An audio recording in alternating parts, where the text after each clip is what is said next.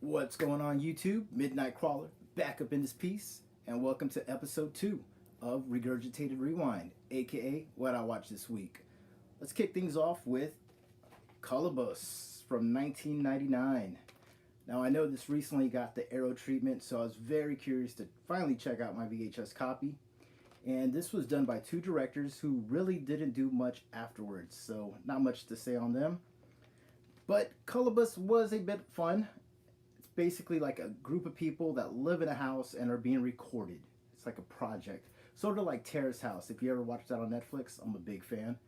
And one of the peoples gets gutted, and the house shuts itself. Like they can't escape, basically, right? So they're being picked off one after the other, and pretty trippy, kind of a mindfuck ending. But overall, nothing too nothing like that really just blew me away. Still, the lead actress in this is Amy Weber, who did some research, and she was actually like a WWE diva for a short while before she resigned. So it was kind of interesting, didn't know that about the lead actress. So it's kind of cool. But yeah, if I had to rate this though, it's a 6 out of 10. Still pretty cool. I definitely wouldn't mind seeing an upgraded version of this, but the VHS copy that I had was pretty decent. And yeah, that's all I got to say about Kolobos. All right, so next up we have some sleaze.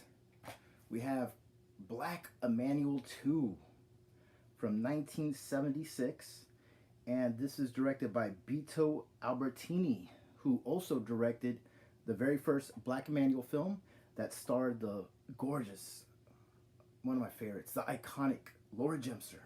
All right, but he also did one that I really wanted to check out. Haven't yet though. It's the Asian version. It's Yellow Emanuelle. I believe it's a series as well. But Black Emanuelle 2, it's a break from Laura Gemser. This time they give the role to Shulamith Alazri, and she is pretty exotic looking. She's beautiful green eyes, very voluptuous, and her a light skin to her, which she's really pretty. She's really pretty.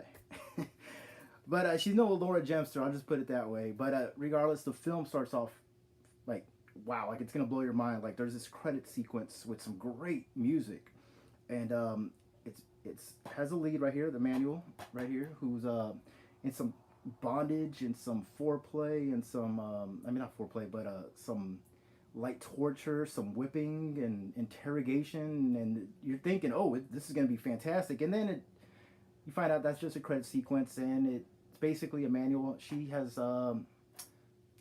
she's forgot. She's lost her memory. I'll put it that way. And she finds herself in like kind of like a loony house, where the doctor's trying to help her and figure things out for her. And she, she remembers here and there, but it's very light on the sleaze. It just, man, it was kind of disappointing, but still wasn't too bad. The ending kind of made up for it, for the lackluster kind of like storyline. But if I had to rate this 6 out of 10, she's no Laura Gemser, but Shulamith Alazri, who played Emanuelle, Black Emanuelle, this was her only role, and after that, she like disappeared from any kind of acting. So, kind of sad though, because I definitely would like to check her out in some other stuff. Yeah, so 6 out of 10. And finally, guys, we have Vampyres from 1974, directed by Jose Ramon Laras. This is like a Spanish and UK co-production. And this is a revisit for me, but it's one that I've been wanting to watch for a while. I was supposed to watch it during October, and I kind of skipped over on accident. But the director, Jose Ramon Laras, he's had a very unique filmography and a lot of films that I want to check out now after checking out what he's done, including Los Ritos Sexuales del Diablo, which translates to the sexual rights of the devil, and Edge of the Axe, which I've seen like VHS like cover art. It's like this guy in a hockey mask, and it's kind of like a slasher, I believe. But yeah, he's done that, so I really want to dig into his filmography. But Vampyres, it's about Fran and Miriam, two lesbian vampires who they they get their victims by hitchhiking, and they take them to their abandoned mansion castle, and they get them drunk, man, because they have like this awesome wine cellar full of wine, and yeah, they get them drunk, and then they suck their blood, but they don't have fangs, so they like, they knife them first, and then they lap up the blood. So it's kind of a different take on the vampire theme, but still pretty cool. Plenty of sleaze. Fran, who's played by Marion Morris, she is right here. The brunette, she is just mesmerizing to look at. Like, she has these eyes that like stare through your soul and will just suck you in. She just, wow, she does it for me, man. Yeah, Vampyres, man. It's not your typical vampire flick, but it's still a lot of fun. Very atmospheric. The soundtrack is okay, but Fran is right here, and that's Miriam. She's the blonde.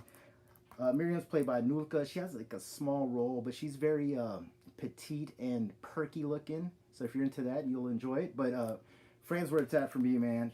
She's awesome. Yeah, so if I'd rate this, though, it's an 8 out of 10. So definitely check it out if you have not seen it. And that's going to be it, guys, for this edition of Regurgitated Rewind. I will catch you guys again next week. Peace.